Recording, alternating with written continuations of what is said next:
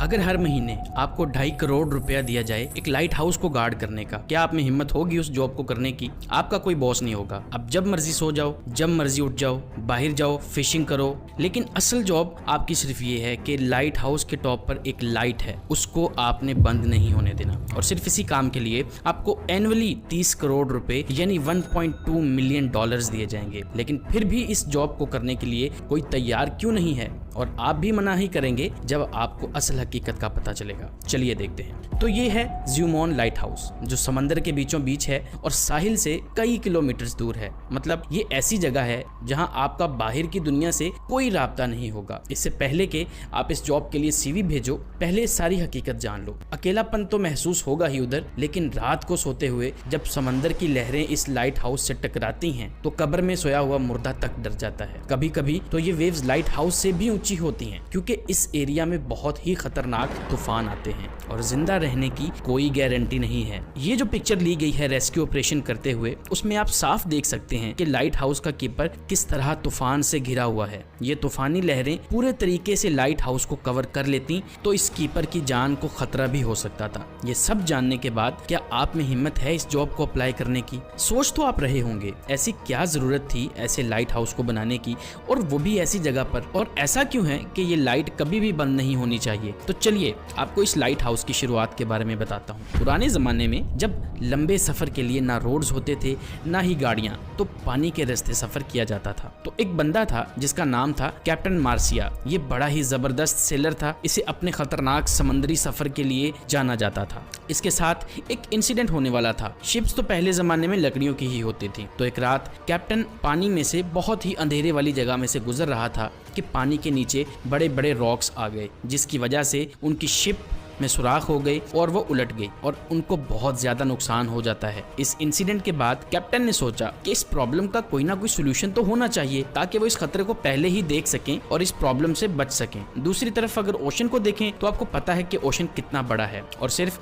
Pacific ocean का नाम सुनते ही लोगों को पसीने आ जाते हैं। देखें, पूरी दुनिया में 71% पानी है, जो डिवाइडेड है 4 ओशंस में, Atlantic, Pacific, Indian and Arctic. सबसे बड़ा ओशन पैसिफिक है। ये इतना बड़ा है कि जमीन का खुश्क हिस्सा जो 165 मिलियन स्क्वायर किलोमीटर्स बनता है, ये अकेला ओशन 148 मिलियन स्क्वायर किलोमीटर्स को ही निगल सकता है। इस ओशन पर कुछ ही आइलैंड्स हैं जो बहुत ही छोटे हैं, और कुछ तो ऐसे हैं जिन पर आज तक कोई इंसान नहीं जा सका। अब अगर गलती से भी कोई इंसान पैसिफिक ओशन में गुम हो जाए तो उसको ढूंढना तकरीबन नामुमकिन है। जब पुराने जमाने में सेलर्स सफर करते थे तो उनको पता भी नहीं होता था कि अगली जमीन कितनी दूर है, इवन उसका रास्ता किधर है, उसकी नेविगेशन क्या है। नेविगेशन उस वक्त का सबसे बड़ा मसला था, क्योंकि ना तो कोई जीपीएस था और ना ही कोई ऐसा सिस्टम था जो सेलर्स को गाइड कर सके रास्ते के बारे में। जीपीएस इन्वेंट हुआ 1973 में और पब्लिक के लिए अवेलेबल था 1978 में। कभी कभी गूगल मैप्स में भी हम रास्ता देखने के बावजूद अपना रास्ता भटक जाते हैं। तो जरा सोचें ये लोग क्या करते होंगे। ये सेलर्स सनलाइट और स्टारलाइट यानी सितारों की रोशनी पर डिपेंडेंट थे, और शुरुआत में नेविगेशन टूल्स ना होने की वजह से सेलर्स को बहुत नुकसान उठाना पड़ता था। जैसे कैप्टन एलिस एक बहुत बड़ी प्रॉब्लम में फंस गए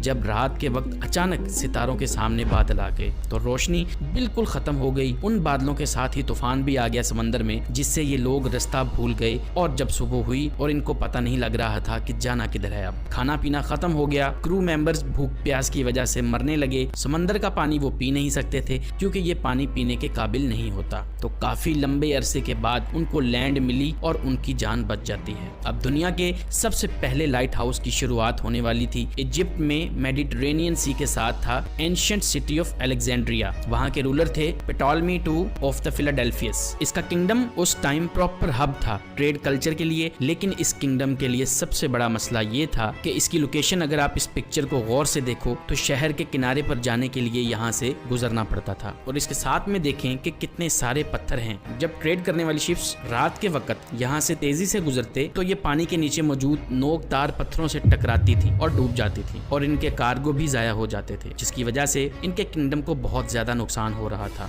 किंग पटोलवी ने अपने किंगडम की मेरीन रोड की सेफ्टी के लिए उस टाइम के एक्सपर्ट और ब्रिलियंट आर्किटेक्ट्स सोस्ट्रेटस और सिनेटस इन दोनों को बुलाया और उनसे इसके सोल्यूशन के लिए मदद मांगी और दोनों ने मिलकर बहुत ही जबरदस्त प्लान बनाया और यूं दुनिया का पहला लाइट हाउस बना जो one of the greatest engineering Marvel बना एंशिएंट वर्ल्ड का, जिसका नाम था द फेरोस ऑफ अलेक्जेंड्रिया। इस लाइट हाउस में आग जलती थी जिससे मीलों तक रोशनी जाती थी और हर वक्त ऑयल और लकड़ी की सप्लाई दी जाती थी इसको। इस वजह से इस लाइट हाउस को दुनिया के 7वें एंशिएंट अजूबों में से एक माना गया था। लेकिन सिर्फ इसका साइज ही बड़ा नहीं था, इसका डिजाइन भी जीनियस था और सोस्ट्रेटस ने लाइट को और ज्यादा बढ़ाने के लिए मिरर्स और लेंसेज का इस्तेमाल किया जिससे दूर दूर तक शिप्स आसानी से सेफली ट्रेड कर सकती थी। इस लाइट हाउस के बन जाने के बाद सेलर्स बहुत खुश होते हैं और वो सब आसानी से इस पथरीले पानी को क्रॉस कर सकते थे। इस तरह दुनिया का ये पहला लाइट हाउस सेफ्टी सिंबल बन गया सेलर्स के लिए और इसी तरह पूरी दुनिया में लाइट हाउस का कॉन्सेप्ट फैल गया। इस तरह का लाइट हाउस सिर्फ समंदर के किनारों पर बनता था, लेकिन दुनिया की ट्रेड में इजाफा हुआ। समंदर के बीचों बीच रोशनी की जरूरत के लिए भी लाइट हाउस बनाए गए जहां से ट्रेड रूट गुजरते थे ताकि उनको सेफ रखा जा सके चट्टानों से।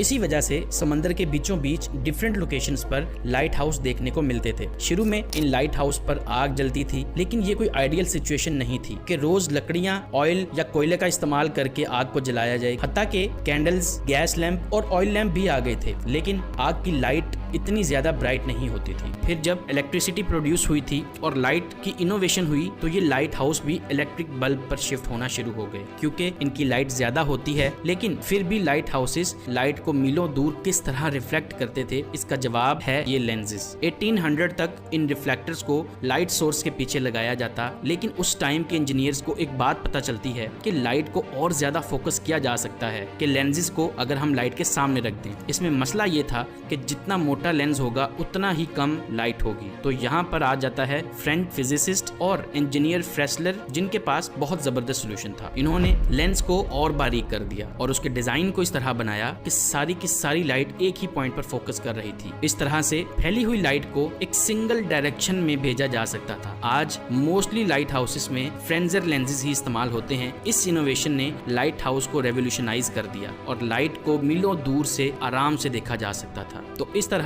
इन लाइट हाउसेस की मदद से शिप्स को खतरे का आराम से पता चल जाता था। वो जो शुरू में मैंने आपको जॉब बताई थी कि जुमैन लाइट हाउस में रहने के 30 करोड़ रुपए मिलेंगे, सिर्फ आपने ये देखना है कि इस लाइट हाउस की लाइट जलती रहे। अब क्या आप लोग इस जॉब को करने के लिए इंटरेस्टेड हैं? ये लाइट हाउस तो एंशिएंट जमाने में बना था और इसने पूरी दुनिया की मरीन ट्रेड की सेफ्टी को रेवोल्यूशनाइज कर दिया और ये एंशिएंट राजा की तरफ से बहुत अच्छा काम था। उम्मीद है आप लोगों को वीडियो पसंद आएगी। अगर इस तरह की मजीद वीडियोस देखना चाहते हैं हमारे चैनल को सब्सक्राइब कर लीजिए। मिलते हैं अगली वीडियो में।